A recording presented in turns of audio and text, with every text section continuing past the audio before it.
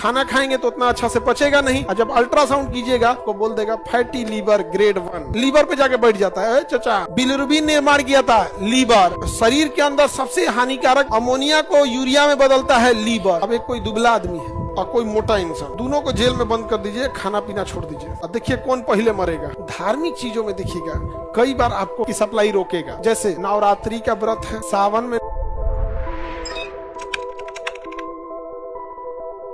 Fat पचाने के लिए क्या करना पड़ेगा? पच में नहीं करता है जल्दी, एक्सरसाइज करना पड़ेगा और फैट कम खाना पड़ेगा। एक्सरसाइज करना पड़ेगा और फैट, फीमेल में ना फैट स्टोरेज ज्यादा हो जाता है, बहुत ज्यादा हो जाता है फैट, और मेल में फैट क्या होता है? कम होता है। पाचन में देखिएगा हम लोग जो कार्बोहाइड्रेट खाते हैं, क्या खाते हैं? कार्बोहाइड्रेट। कार्बोहाइड्रेट अंततः टूटता है ग्लूकोज में। किसमें टूटता है? ग्लूकोज। दुनिया का कोई भी चीज जो हल्का भी मीठा लग रहा है वो कार्बोहाइड्रेट है। चावल खाइएगा, भात, सूखे भात खाइएगा, हल्का मीठा लगेगा। सूखा रोटी खाइएगा, हल्का मीठा लगेगा। वो क्या है? कार्बोहाइड्रेट। कार्बोहाइड्रेट टूटता है किसमें? ग्लूकोज में। और यही ग्लूकोज आपके शरीर में ग्लूकोज का मात्रा बढ़ा देता है, शुगर हो जाता है। यही कारण है कि शुगर के मरीज को चावल मना कर देता है, क्योंकि चावल भी कार्बोहाइड्रेट है। और गेहूं का रोटी भी खाइएगा ना, वो भी कार्बोहाइड्रेट है, इसलिए उनको मिलेट्स की रोटी बोल देता है या फिर मिक्स ग्रेन बोल देता है। ज्वार खाइए, बाजरा खाइए, ये सब रागी वगैरह मिक्स करके खाइए। गेहूं की रोटी उसके लिए अच्छा नहीं होता है। और शुगर वालों के लिए, उनके लिए एक अलग चावल भी आता है, ब्राउन राइस, उनका अलग चावल वगैरह भी आता है, उसमें ना शुगर का मात्रा कम रहता है। तो कार्बोहाइड्रेट किसमें टूटता है? ग्लूकोज में। प्रोटीन टूटता है एमिनो एसिड में। प्रोटीन किसमें टूटता है? Amino acid. प्रोटीन किसमें टूटेगा? Amino acid. प्रोटीन टूटेगा एमिनो एसिड। प्रोटीन किसमें टूटेगा? Amino acid. और सबसे मुश्किल से क्या पचता है? प्रोटीन। दाल देखना, दाल प्रोटीन का एक अच्छा सोर्स है। अपने से सोच लो दाल पकने में कितना टाइम लगता है, अब पचने में भी तो उतने टाइम लगेगा। जो सोच रहा पकने में टाइम लेता है वो पचने में भी टाइम लेता है। पकने में टाइम जितना लेगा तो पचने में भी टाइम उतने लेता है। चावल फटाक से पक जाता है, फटाक से पची हो जाता है। यही रीजन है कि चावल को पचाने में ना ब्रेन पूरा झोंक देता है। इसलिए आप रोटी खाइएगा तो नींद उतना नहीं आएगा। एक थरिया भात खाइए और 10 मिनट बाद आपको लहर जाएगा, धो जाइएगा। पूरा मेंटली क्या करता है? झोंक देता है डाइजेस्टिव सिस्टम को। एक ही ब्रेन है, उसको सब कंट्रोल करना है, इसलिए उसके बाद क्या आने लगता है? नींद आने लगता है। ये समझ में आ गया कि नहीं? फैट किसमें टूटता है? फैटिक एसिड। ग्लिसरॉल और फैटी एसिड। फैट किसमें टूटेगा? ग्लिसरॉल में टूटेगा और फैटी एसिड में। किसमें? Fatty acid. फैटी एसिड में किसमें टूटेगा? Fatty acid. अब जब हम भोजन ज्यादा करते जाएंगे तो एक्चुअल में हम भोजन में फैट भी करते हैं और कार्बोहाइड्रेट भी करते हैं। समस्या क्या है कि हमें अगर कार्बोहाइड्रेट ज्यादा हो जाएगा तो ऑटोमेटिक वो किसमें बदल जाएगा? फैट में। अब फैट तो खाइए रहे हैं, अब समझो ध्यान से, फैट तो खा रहे हैं तो है फैट। और अगर हम कार्बोहाइड्रेट खाएं और मेहनत नहीं करेंगे तो कार्बोहाइड्रेट फिर से किसमें बदल जाएगा? फैट में। यानी फैट को बढ़ाने के हमारे पास दो रास्ते। एक डायरेक्ट फैट खा रहे हैं, ऑयल को जितना भी तला चीज खाइएगा जिसमें तेल मिला, क्या है? फैट। जिसमें तेल मिला, फैट। और ये भ्रम में मत रहिए केवल फ्राई करके तेल खाएंगे। बहुत, अब बादाम खा लीजिएगा, उसमें भी तेल है। अखरोट खाइएगा, उसमें भी तेल है। मूंगफली, उसमें भी तेल है। नारियल, उसमें भी तेल है। तो इस भ्रम में मत रहेगा कि भैया हम तेल नहीं खाएं तो फैट कहां से आ जाएगा? फैट है उसमें, समझा क्या कि नहीं? मूंगफली में पूरा फैटे होता है। आप तो एक तो फैट आप डायरेक्ट कंज्यूम कर रहे हैं, और उसके बाद आप चावल सब्जी सब में जो खा रहे हैं आपको कार्बोहाइड्रेट, और अगर आप मेहनत नहीं करेंगे तो वो कार्बोहाइड्रेट फिर से किसमें बदल जाएगा? फैट।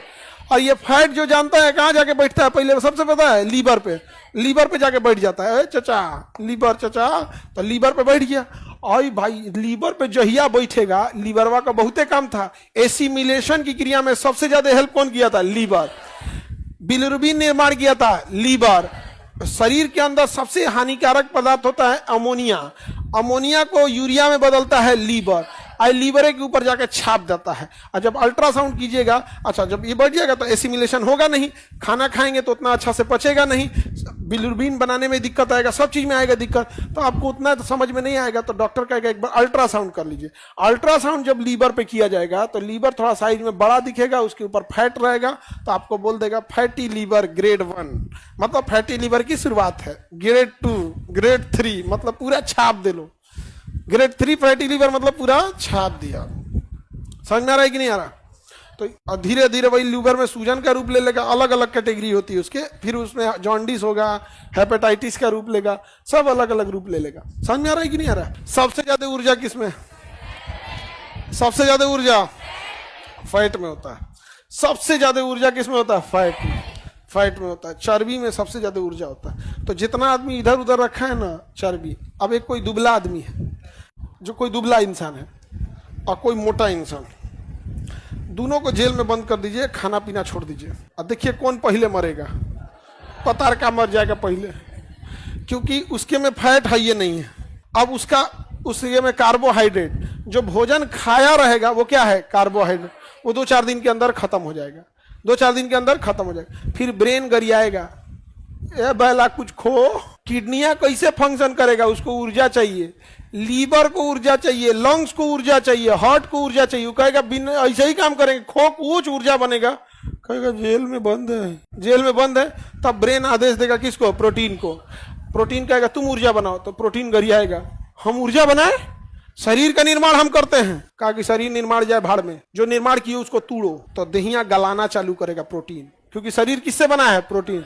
प्रोटीन बदन को गलाना चालू करेगा, इसलिए देखिएगा ढेर दिन कुपोषण हो जाएगा तो हड्डियां गलने लगेगा, एकदम दुबर पातर, एकदम लगेगा मच्छरदानी टाइप का, इसे एकदम दुबरा के धंस जाएगा। समझ में आ गया? और उसके बाद प्रोटीन कहेगा अब कौन सी गलाए हैं, तो अब जो चीज गलेगा तब मरेंगे, तो उसका कुपोषण से मर जाएंगे। अच्छा, जिसके शरीर में वसा है वो और लंबा समय तक जिएगा, क्योंकि उसके शरीर में सबसे पहले क्या खत्म होगा? कार्बोहाइड्रेट। जो खाना खाए हैं तत्काल जो शरीर में वो क्या है? कार्बोहाइड्रेट।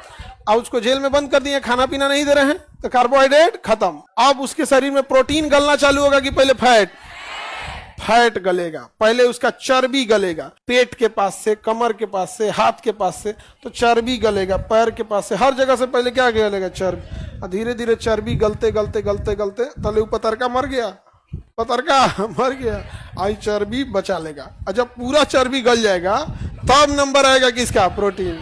और जब प्रोटीन खत्म होगा तब ये जाएगा यहाँ। देहात में वो कहावत कहा जाता है, तोरा चर्बी ना टघरा दिए तो कहना।